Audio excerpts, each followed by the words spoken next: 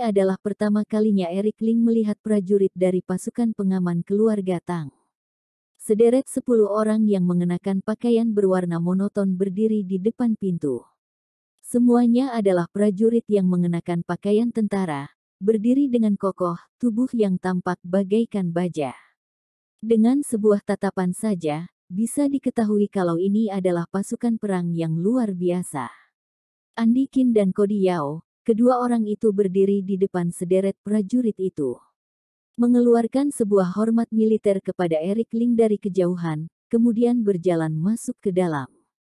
Pertama kalinya Erik Ling melihat kedua ketua dari pasukan pengaman keluarga Tang, dia pun tidak bisa menahan dirinya dan melihat mereka untuk beberapa kali.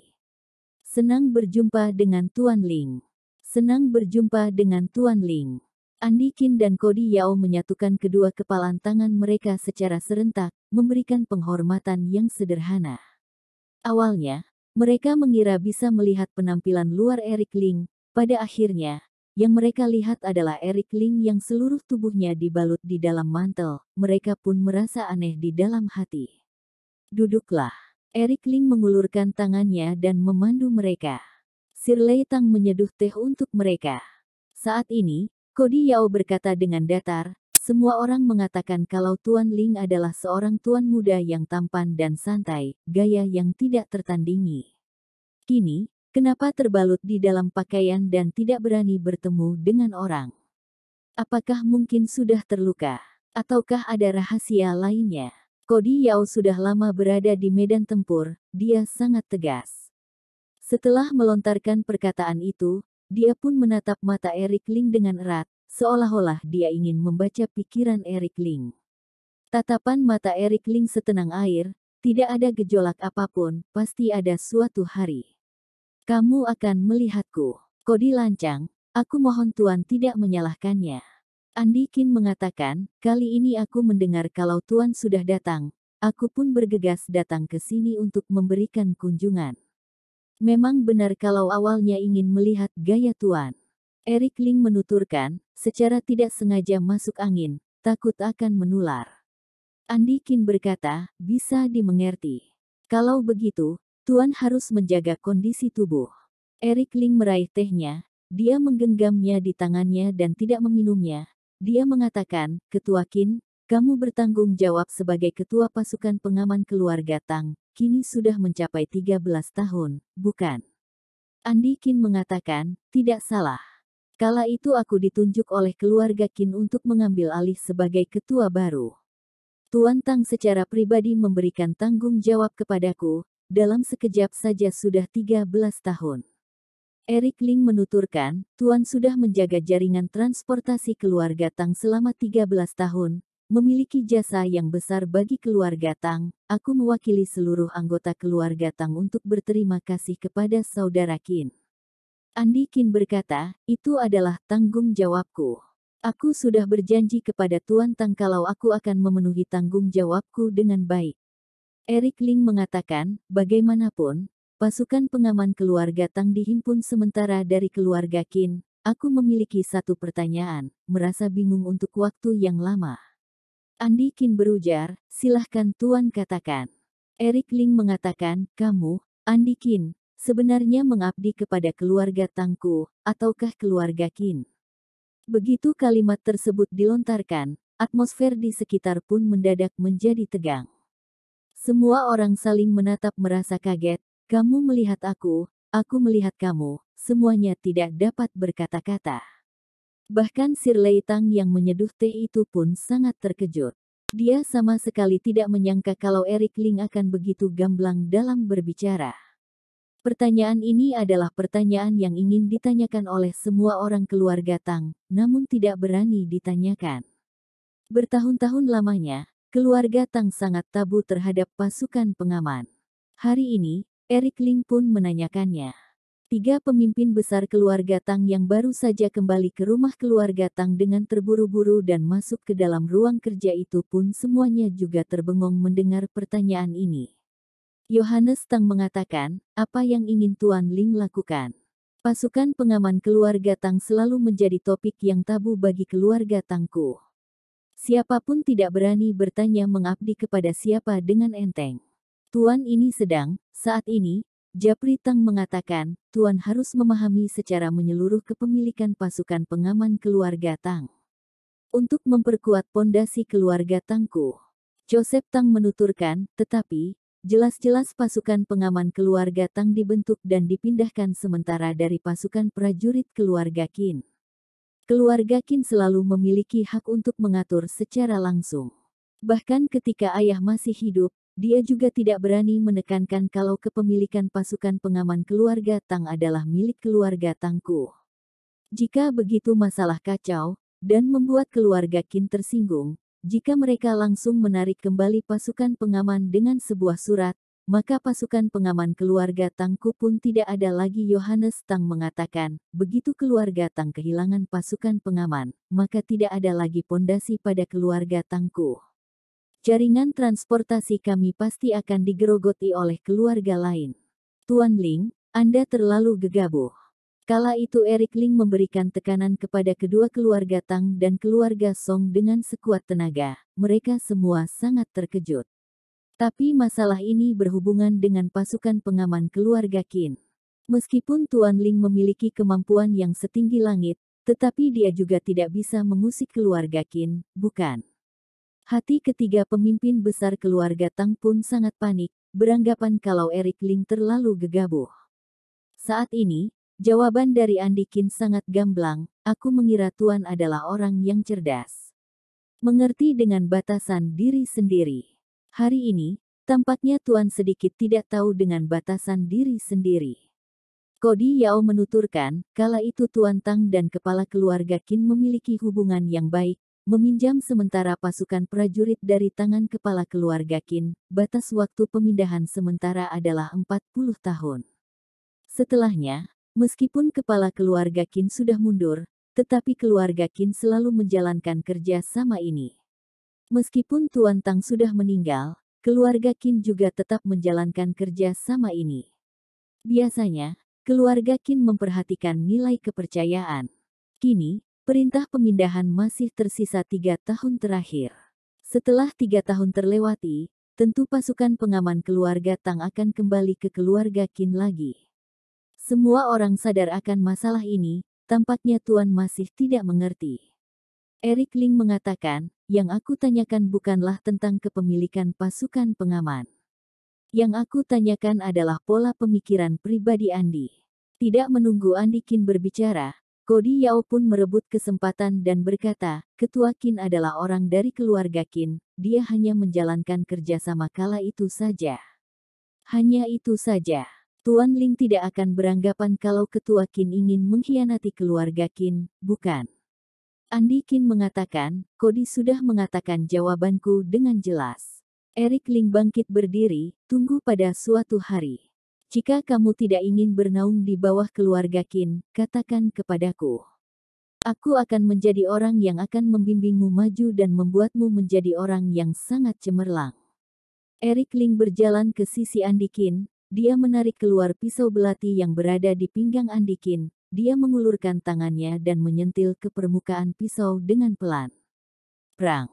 Permukaan pisau bergetar, mengeluarkan suara dengungan logam. Pisau tidak akan tajam jika tidak diasah.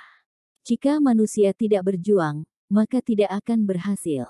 Sambil berbicara, Eric Ling mengembalikan pisau belati tersebut kepada Andi Qin, lalu pergi meninggalkan ruang kerja tanpa membalikkan kepalanya. Aku akan menunggumu untuk mencariku. Eric Ling telah pergi. Orang di dalam ruang kerja juga telah pergi. 3 pemimpin besar sudah pergi. Andi Qin dan Kodi Yao kembali ke tempat tinggal masing-masing. Kodi Yao sangat tidak mengerti, Ketua, apakah otak Tuan Ling itu bermasalah? Bisa-bisanya dia dengan arogan beranggapan kalau kamu akan mengkhianati keluarga Qin. Juga tanpa rasa malu dia memberikan tanda-tanda kalau dia bisa menekan keluarga Qin. Andi Qin malah tenggelam ke dalam kesunyian. Kodi Yao semakin merasa tidak dapat mempercayainya. Ketua, katakanlah sesuatu. Kenapa tidak langsung menolaknya di lokasi? Andi Qin berkata, Kodi, kamu terlalu meremehkan Eric. Dia lebih kuat dari yang kita lihat. Di samping itu, jauh lebih kuat. Cody Yao melontarkan, aku tahu cerita-cerita mengenainya. Memanglah hebat, aku tidak pernah menyangkalnya, tetapi sekarang dia ingin melawan keluarga Qin. Itu sedikit tidak tahu batasan diri sendiri. Siapa yang tidak tahu kalau kepala keluarga Qin kita, Fendi Qin, adalah murid dari Raja Zonghai.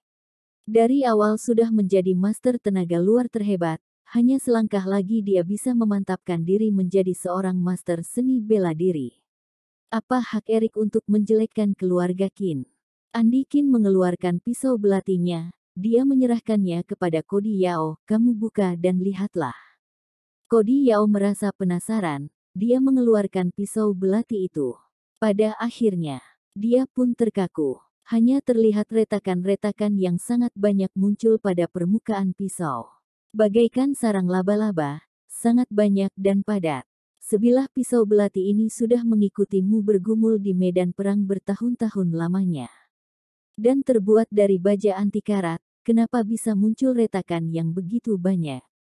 Cody Yao sangat terperanjat. Andi Qin menuturkan, kamu masih ingat dengan Erik yang menyentil permukaan pisau ini menggunakan jarinya ketika berada di dalam ruang kerja Tuan Tang, bukan? Maksudmu hanya karena Erik sesekali menyentil permukaan pisau ini dengan pelan, sehingga retakan yang tidak terhitung jumlahnya pun muncul pada permukaan pisau. Sekujur tubuh Cody Yao seakan-akan tersambar petir, dia berusaha sekuat tenaga untuk mengingat kembali peristiwa kala itu di dalam otaknya. Akhirnya, dia menggelengkan kepala secara tiba-tiba, ini tidak mungkin. Bahkan orang yang memiliki tenaga luar yang tertinggi, juga adalah hal yang tidak mungkin jika ingin membuat pisau baja menjadi retak dengan sebuah sentilan jari. Kenapa Erik bisa? Andi Qin berkata dengan dalam, oleh sebab itu, menurutku, kita semua telah meremehkan Erik. Saran yang dia berikan kepadaku itu, mungkin dia benar-benar memperingatkanku dengan tulus. Bro, Cody Yao langsung terduduk di atas kursi, sepasang matanya terbelalak bulat, meretakkan pisau militer hanya dengan sebuah sentilan jari. Kemampuan yang sangat mengerikan. Meskipun keluarga Qinku bisa melakukan itu, takutnya juga tidak lebih dari 2 orang. Andi Qin mengambil pisau belatinya dan meletakkannya di atas meja dengan pelan. Prang. Pisau belati itu hancur berkeping-keping. Pecahan baja memenuhi lantai. Cody Yao berkata, Ketua, kamu tidak akan bersungguh-sungguh mendengarkan perkataan Erik, bukan? Mengkhianati keluarga Qin adalah hal yang mematikan. Meskipun Erik memiliki kemampuan seperti itu, namun dia juga tidak mungkin melawan seluruh keluarga Qin. Andi Qin mengucapkan, lihat saja dulu.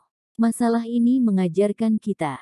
Pasti tidak boleh meremehkan Erik Ling. Tuan Ling yang muncul secara tiba-tiba belakangan ini memiliki potensi yang tidak terbayangkan.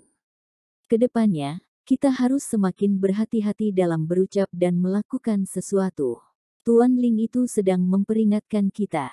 Cody Yao menggertakkan giginya dan mengatakan, benar. Kedepannya, komunikasi kita dengan keluarga Qin tidak boleh terlalu dekat lagi. Kalau tidak, jika informasi komunikasi itu jatuh ke dalam tangan Tuan Ling, maka akibatnya tidak akan bisa dibayangkan. Andi Qin berkata, memang harus sedikit lebih berhati-hati.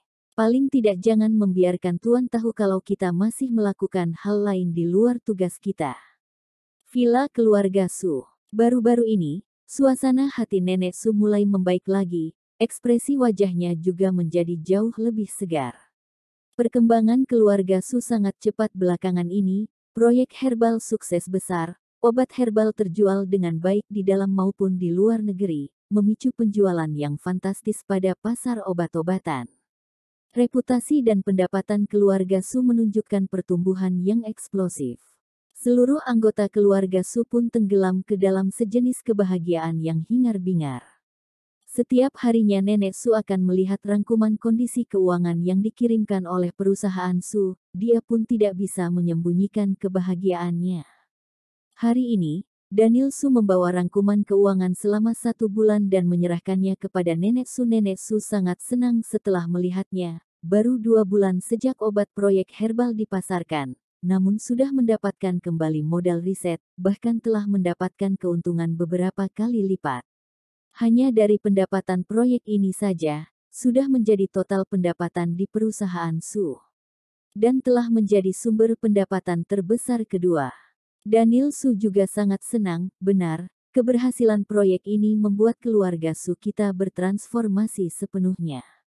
Meskipun Tuan Ling mengubah PT Han Pharma menjadi Misty Group, tetapi pendapatan perusahaan Su kita sekarang sudah mengokupasi hampir 70% dari standar Misty Group. Hah. Begitu mendengar ucapan itu, nenek Su yang sudah tua dan berpengalaman itu pun menarik napas dengan dalam secara tidak sadar, 70%. Ini adalah masa-masa di mana keluarga Su kita paling berjaya. Hanya berjarak satu langkah terakhir lagi untuk menjadi perusahaan farmasi terbesar di kota Zhonghai. Daniel Su mengatakan, berdasarkan perhitunganku, dalam waktu selama 3 bulan lagi, perusahaan Su kita pun dapat melangkahi Misty Group sepenuhnya.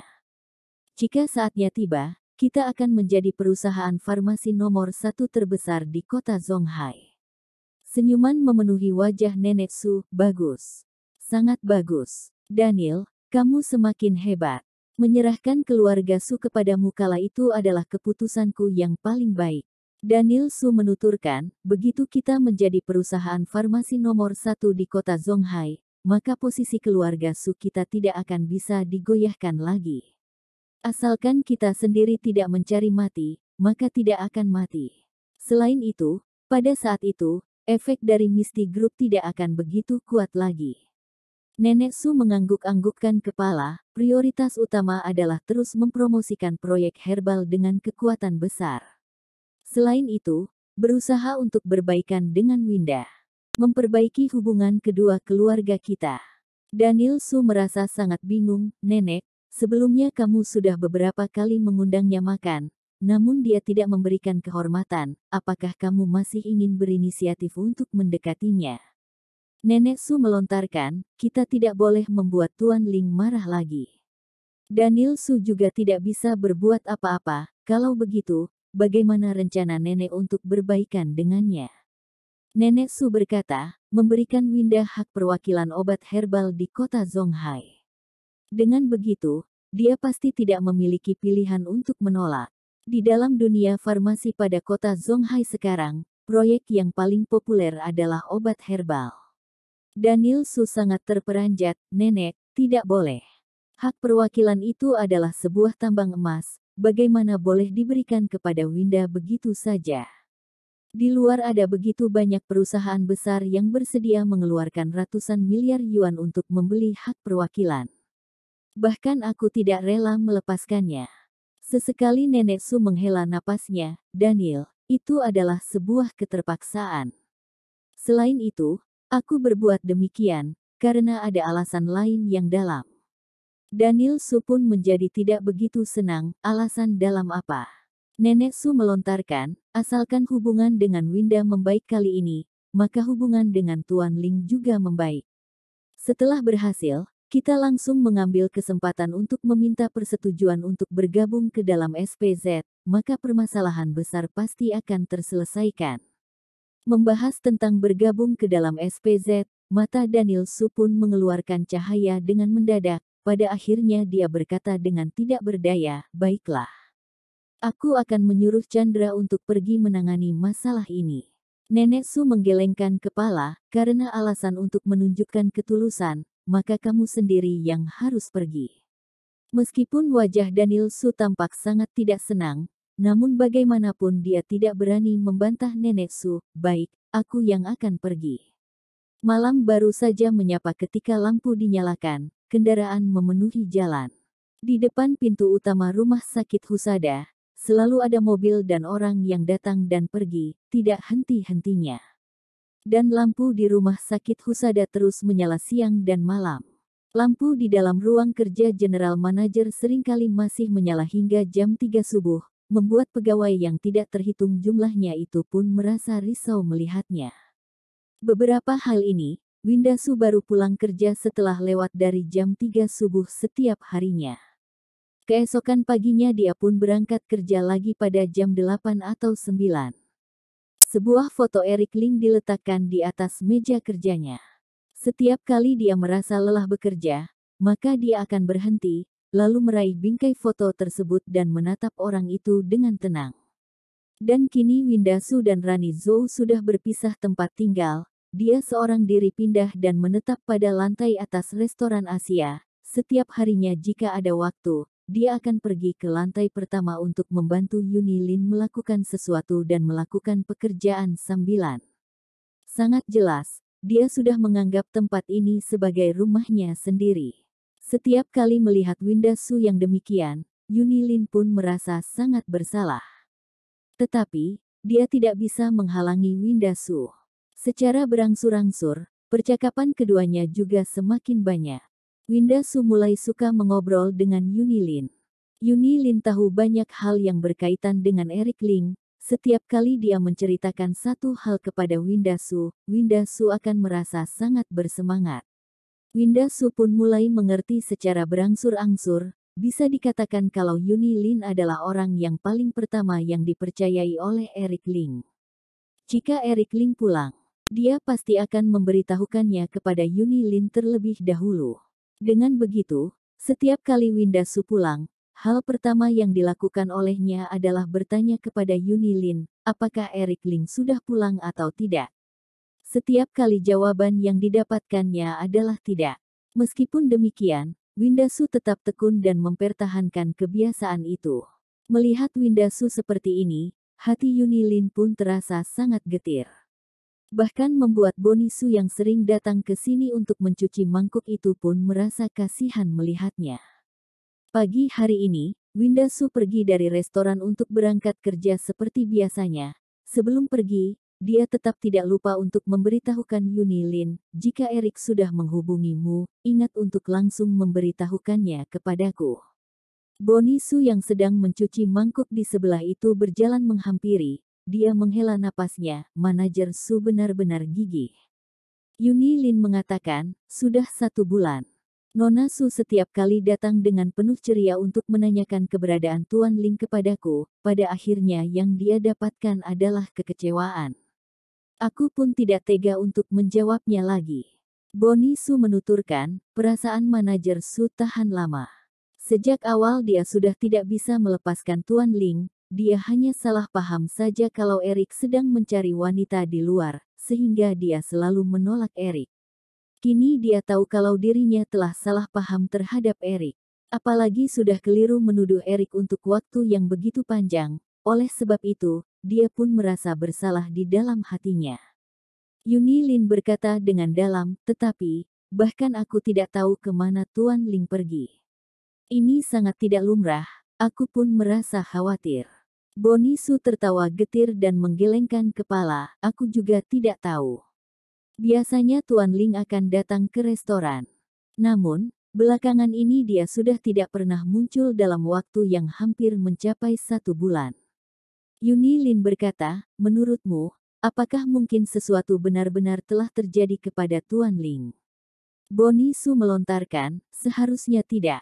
Kemampuan Eric sangat hebat, di kota Zonghai, siapa yang dapat memberikan ancaman kepadanya? Yunilin mengatakan, itu ada benarnya juga, tetapi, hatiku selalu tidak tenang jika tidak melihat Tuan Ling. Siang harinya, seorang pria yang mengenakan mantel berjalan masuk dari luar, dengan santai dia memesan 2 jenis makanan, lalu duduk dan makan di sebuah kursi di dekat jendela. Awalnya Yunilin merasa aneh, dia pun berhati-hati dan meliriknya beberapa kali. Pada akhirnya, yang membuat Yunilin merasa heran adalah, pria bermantel ini bisa-bisanya terus duduk dari siang sampai sore hari. Setelah memesan makan malam, dia terus duduk hingga larut malam jam 2 lebih, dan masih tidak pergi juga. Perhatian Boni Su yang bergegas datang ke sini setelah pulang kerja itu juga tertuju kepada orang itu, manajer Lin. Orang itu tertutup dengan begitu rapat, apakah dia datang untuk berbuat onar? Yunilin melontarkan, aku sudah memperhatikan orang itu selama seharian, memang benar kalau dia aneh. Terus perhatikan dia. Bisnis restoran Asia berjalan sepanjang malam. Meskipun tidak banyak orang yang jajan malam, namun juga ada sedikit. Tidak lama kemudian, Winda Su pun kembali, begitu masuk pintu, Kalimat pertamanya adalah menanyakan, "Yuni, apakah ada kabar dari Erik?" Yuni Lin menatap erat ke arah pria bermantel. Dia menggelengkan kepala, tidak ada. Sesekali Windasu menghela napasnya, baru saja dia ingin naik ke lantai atas. Pada akhirnya dia pun melirik sekilas kepada pria bermantel yang duduk di depan jendela itu. Dia mengamatinya untuk beberapa lama, pada akhirnya dia bertanya kepada Yuni Lin dengan penasaran, orang apa itu? Pada dasarnya, Windasu yang sekarang sama sekali tidak memiliki ketertarikan sedikit pun terhadap hal yang tidak relevan seperti ini. Namun entah kenapa hari ini dia melontarkan pertanyaan itu dengan aneh. Dia sudah datang dari siang hari, dan terus-terusan duduk di sana. Sampai saat ini sudah belasan jam.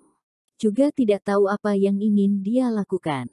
Rasa penasaran memenuhi wajah Yuni Lin, aku meminta pelayan untuk bertanya kepadanya, dia juga tidak membuka mulutnya. Sepertinya sedang menunggu orang. Menunggu orang. Dua kata itu membangkitkan sebuah gejolak di dalam hati Windasu. Aku pergi melihatnya. Windasu menenteng satu teko teh di tangannya. Dengan perlahan-lahan dia berjalan ke sisi pria bermantel itu, lalu meletakkan teko teh di atas meja. Tuan, dengar-dengar kamu sedang menunggu orang. Saat ini, tubuh pria bermantel itu bergetar untuk sesaat, lalu dia memutar kepalanya dengan pelan dan melihat wanita yang berada di depan matanya itu. Windasu juga telah melihat tatapan mata pria itu. Dua pasang mata saling beradu. Windasu hanya merasa kalau tatapan mata ini sangat tidak asing, seolah-olah pernah melihatnya. Namun tidak bisa mengingat di mana dia pernah melihatnya. Tidak salah, tentu pria itu adalah Erik Ling. Dibatasi dengan waktu selama setengah bulan lebih tidak berjumpa dengan Windasu, tidak berjumpa dengan teman-teman sebelumnya itu. Erik Ling juga merasa sangat rindu di dalam hatinya. Duduk di sini selama seharian, mungkin sangat lama bagi orang lain. Namun bagi Erik Ling, itu malah sangat singkat. Karena inilah rumah Erik Ling. Erik Ling mengangguk-anggukkan kepalanya dan tidak berbicara. Windasu menatapnya dengan erat, karena kamu sedang menunggu orang, kenapa tidak menunjukkan dirimu? Apakah Tuan tidak khawatir kalau saling berpapasan dan melewatkan kesempatan bertemu dengan kawan lama? Erik Ling menggelengkan kepala. Dia berkata menggunakan suara yang serak, melihat kawan lama dari kejauhan menawarkan rasa rindu, berpapasan tidak harus saling melihat. Windasu mengatakan, kalau begitu, apakah sudah melihat kawan lamamu? Erik Ling menganggukkan kepala, sudah bertemu, aku juga sudah harus pergi. Selesai berbicara, Erik Ling meletakkan setumpuk uang di atas meja, dia bangkit berdiri dan pergi. Begitu Erik Ling pergi, Bonisu dan Yuni Lin pun bernapas lega. Orang yang terlihat seperti ingin membuat masalah ini akhirnya pergi. Yuni Lin juga tidak lupa untuk berterima kasih kepada Windasu. Sebelumnya, aku tidak bisa membuatnya pergi dengan cara apapun. Akhirnya, setelah Nona Su berbincang sebentar dengannya, dia pun pergi, benar-benar aneh. Namun hati Windasu terasa hampa. Dia naik ke lantai atas dan masuk ke dalam kamar. Dari dalam laci, dia mengeluarkan dua berkas perjanjian yang diberikan oleh Erik Ling kepadanya. Satu berkas adalah berkas perjanjian perceraian, satu berkas lainnya adalah dana perwalian. Kedua berkas perjanjian ini hanya menunggu tanda tangan darinya saja agar bisa berlaku. Tetapi, Windasu masih belum menandatanganinya, melainkan hanya menyimpannya saja. Awalnya, Windasu ingin langsung membakarnya, namun di atasnya terdapat tanda tangan Erik Ling, ada tulisan tangan Erik Ling. Setiap kali Windasu meraba tulisan tangan Erik Ling, dia pun tidak rela untuk melepaskannya. Erik, sebenarnya di manakah kamu? Kenapa masih tidak ingin bertemu denganku?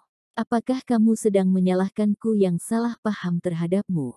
Sambil berpikir, air matanya pun terjatuh sekali lagi. Erik, aku sungguh ingin berjumpa denganmu, dan meminta maaf kepadamu secara langsung. Jika lukamu sudah sembuh, bolehkah membiarkanku memasak untukmu? Windasu menundukkan kepalanya, dia terisak bersandar pada meja. Sudah jam 3:30 subuh ketika Eric Ling meninggalkan restoran Asia. Karena tidak memiliki tempat untuk ditinggali, Eric Ling pun hanya bisa tinggal di salah satu rumah pekarangan di Danau Jati untuk sementara. Awalnya itu adalah rumah dari seorang wanita penjahit, pada akhirnya wanita penjahit itu pergi. Rumah tersebut pun disewa sementara oleh Bloody Mary. Pekarangan rumah sangat luas. Terdapat 2 pekarangan di depan dan belakang. Pada pekarangan belakang ditanami dengan bunga-bunga dan pepohonan, berbagai macam tanaman. Eric Ling kembali ke dalam ruangan, setelah Bloody Mary pergi. Eric Ling pun mengunci pintu ruangan. Dia duduk bersila. Semua isi dari buku kuno Phaeton Nine Realm tidak henti-hentinya mengambang di dalam otaknya. Segala jurus yang tertulis di dalam buku kuno itu terpatri jelas di dalam otak Eric Ling. Saat ini, Eric Ling mulai berlatih dengan satu gerakan demi satu gerakan. Ketika baru saja memulai, gerak pelatihan Eric Ling sangat kaku, namun, semakin lama semakin lancar, aura pada tubuhnya juga semakin kuat. Jika Tuan Ye melihat pemandangan ini, khawatirnya dia akan sangat terkejut dan tidak bisa berkata-kata. Di tangan Eric Ling, kenapa tulisan-tulisan yang tidak jelas itu pun semuanya berubah menjadi jurus yang sangat lancar. Keesokannya, Winda Su pergi ke rumah sakit seperti biasanya. Pada akhirnya, baru saja dia tiba di pintu utama rumah sakit, dia pun mendapati Jennifer Wu sedang berdiri dan melihat kiri kanan dengan wajah yang sangat cemas. Winda, akhirnya kamu datang juga. Dengan cepat Jennifer Wu berjalan menghampirinya. Winda Su langsung terkejut, ada apa? Jennifer Wu melontarkan, Daniel datang pagi-pagi sekali sambil membawa Chandra. Dia mengatakan kalau mencarimu karena ada masalah yang mendesak. Aku bertanya masalah apa? Dia bersikeras ingin mengatakannya setelah kamu datang. Winda Su mengernyitkan kening dengan erat, aku sudah tidak memiliki hubungan lagi dengan keluarga Su, kenapa dia datang mencari lagi? Jennifer Wu menuturkan, baru-baru ini keluarga Su berkembang dengan pesat, bahkan Misty Group sudah tidak dapat menekan perkembangan keluarga Su.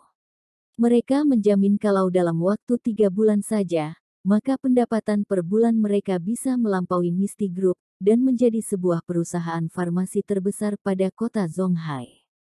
Mereka datang mencari kita di saat seperti ini, khawatirnya bukan hal yang baik.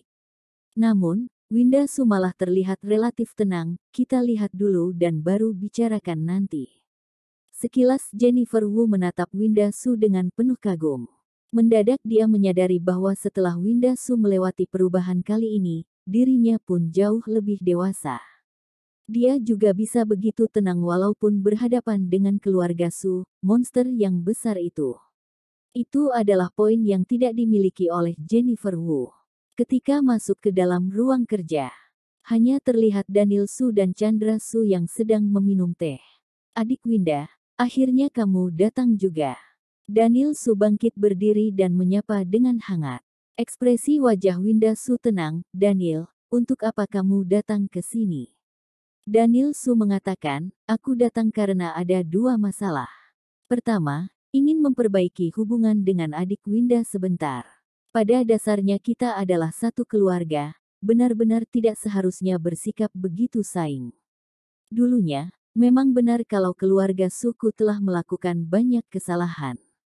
Aku juga memohon adik Winda untuk berbesar hati dan memperbaiki hubungan pertemanan lagi.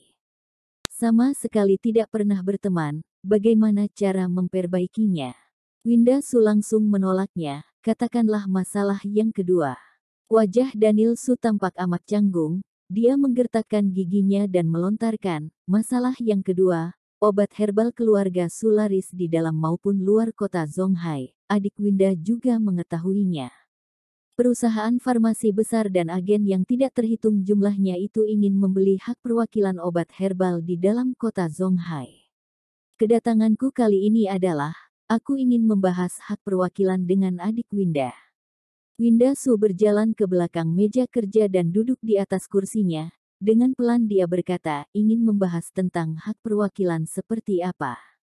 Chandra Su berkata, jika orang lain membeli hak perwakilan proyek herbal di kota Zonghai, paling tidak uang yang harus dikeluarkan adalah sekitar 500 juta yuan. Kebanyakan sekitar 7 hingga 800 juta yuan. Tapi keluarga Su kita menganggapmu, Winda Su, adalah orang dari keluarga Su, kami pun hanya akan menerima 50 juta yuan secara simbolis saja. Yang dikatakan oleh Chandra Su itu tidak main-main. Memang benar kalau hak perwakilan obat herbal begitu populer seperti ini. Begitu menguntungkan, bisa dikatakan kalau itu sudah memberikan kemurahan hati yang sangat besar kepada Winda Su. Bagi mereka, bagaimanapun Winda Su adalah seorang anak muda, berhadapan dengan keuntungan yang begitu besar, hatinya pasti akan sangat tergerak, sudah pasti akan menerimanya. Tetapi jawaban Winda Su membuat mereka sangat terkejut. Sekarang, rumah sakit Husada kami hanya ingin melakukan tugas pengobatan medis rumah sakit dengan baik. Tidak memiliki rencana yang mendalam terhadap penjualan obat-obatan. Ini sama saja dengan menolaknya tanpa pikir panjang. Bahkan Chandra Su sangat terperanjat, Winda, asalkan kamu mendapatkan hak perwakilan obat herbal di kota Zonghai, maka paling tidak kamu bisa mendapatkan keuntungan bersih sebesar beberapa ratus juta yuan setiap tahunnya. Ini adalah hal yang sangat bagus, bahkan kamu tidak menginginkannya. Jennifer Wu yang berada di sebelah pun sekilas memelototi Winda Su dengan penuh kesal. Yang paling dibutuhkan rumah sakit Husada sekarang adalah uang. Jika bisa mendapatkan hak perwakilan obat herbal, maka dengan cepat itu akan menyelesaikan masalah keuangan rumah sakit Husada. Winda Su menggelengkan kepala dengan pasti, dulu, aku memohon agar keluarga Su menerimaku, dengan susah payah ingin mendapatkan pencapaian agar bisa mendapatkan penerimaan keluarga Su, tetapi keluarga Su kalian malah menganggapku bagaikan rumput, menelantarkanku bagaikan sepatu usang. Kini, alasan kalian berbuat demikian, tidak lain dan tidak bukan adalah karena kalian mengira aku adalah istri muda Tuan Ling, hanya ingin menjilat Tuan Ling saja. Tidak salah, aku adalah istri muda dari Tuan Ling. Ketika melontarkan kalimat itu, perasaan Winda Su sangat sedih. Biasanya, aku akan langsung menuduh kalau Eric Ling sudah mengkhianatiku, dan mendapatkan seorang istri muda di luar sana. Ternyata, itu adalah sebuah kesalahpahaman. Aku telah salah menuduh Eric Ling. Belakangan, orang-orang berkata kalau aku adalah istri muda dari Tuan Ling. Benar, aku adalah istri muda dari Tuan Ling. Winda Su berusaha sekuat tenaga sambil berkata dengan sedih, kalian ingin menjilati Tuan Ling, itu adalah masalah kalian. Tentu saja kalian bisa pergi menjilat kepada Tuan Ling, tapi mohon jangan datang mencariku. Aku, Winda Su, tidak sudi menjadi alat bagi keluarga Su kalian lagi. Karena dia berkata kepadaku kalau sebagai seorang manusia harus menghormati diri sendiri. Jika tidak ada urusan lainnya, silahkan kalian pulang saja. Winda Su membalikkan badannya dan tidak menatap Daniel Su lagi. Wajah Chandra Su sangat tidak sedap dipandang. Winda, kita semua adalah orang keluarga Su, apakah kamu harus membuat masalah menjadi begitu kaku? Keluarga Su kita akan segera menjadi perusahaan farmasi nomor 1 terbesar di kota Zonghai. Sekarang kami berbuat demikian adalah sepenuhnya demi kamu, dan bukanlah untuk menjilat Tuan Ling atau semacamnya. Daniel Su melontarkan, Winda, kamu tidak perlu begitu congkak lagi. Yang kita wakili adalah standar ilmu dan teknologi medis yang terdepan. Jika tidak ada bantuan dari keluarga Su, maka rumah sakit Husada tidak akan memiliki masa depan. Jika kamu melewatkan kereta obat herbal ini, maka standar medis rumah sakit Husada akan terpuruk ke kelas rendah di kehidupan masyarakat. Apakah kamu yakin ingin melewatkannya? Winda Su tidak membalikkan kepalanya. Daniel Su mempermalukan dirinya sendiri, sikapnya pun menjadi dingin. Adik Winda, jangan mengira kalau sudah memanjat kepada Tuan Ling, sehingga kamu tidak perlu mencemaskan apapun lagi. Hal semacam perkembangan perusahaan itu, jika ingin berkembang, maka tetap harus bergantung pada kemampuan sendiri. Bahkan Misty Group pun akan segera terkejar oleh keluarga suku. Tanpa dukungan keluarga suku, rumah sakit Husadamu juga tidak akan bisa berkembang jauh. Hal semacam istri muda itu, ketika orang merasa bosan denganmu, dia pun akan mencampakkanmu. Jika itu terjadi, kamu jangan datang dan memohon belas kasihan kepada keluarga suku. Selesai berbicara, Daniel Su pun mengayunkan tangan besarnya dan pergi dengan penuh emosi. Chandra Su yang tertinggal itu juga sangat canggung. Setelah mengkritik Winda Su beberapa kali, dia pun pergi. Setelah mengantar mereka pergi, Jennifer Wu kembali lagi. Winda, apakah kamu benar-benar ingin bersikap tidak berperasaan seperti ini? Winda Su mengatakan, bukan aku yang tidak berperasaan, melainkan orang keluarga Su yang terlalu meninggikan diri. Jennifer Wu menuturkan, tetapi apa yang mereka katakan itu sangat masuk akal. Sekarang obat herbal yang diwakili oleh keluarga Su itu adalah standar ilmu dan teknologi medis yang terdepan. Setiap rumah sakit dan perusahaan farmasi di kota Zhonghai semuanya melakukan perubahan dan masuk ke dalam sistem pengobatan dan obat-obatan herbal. Jika rumah sakit Husada kita menolak kerjasama, maka itu juga sangat tidak menguntungkan bagi kita. Winda Su berkata, aku tahu. Jalani sebentar dulu, baru lihat setelahnya. Tepat pada saat ini, Rani Zhou pun berlari masuk ke dalam dari luar dengan terburu-buru. Winda, cepat ikut denganku. Pergi menjemput orang. Winda Su sangat tertegun, siapa yang datang? Rani Zhou berkata dengan penuh bahagia, ayahmu meneleponku, dia sudah ingin kembali, akan segera turun dari pesawat.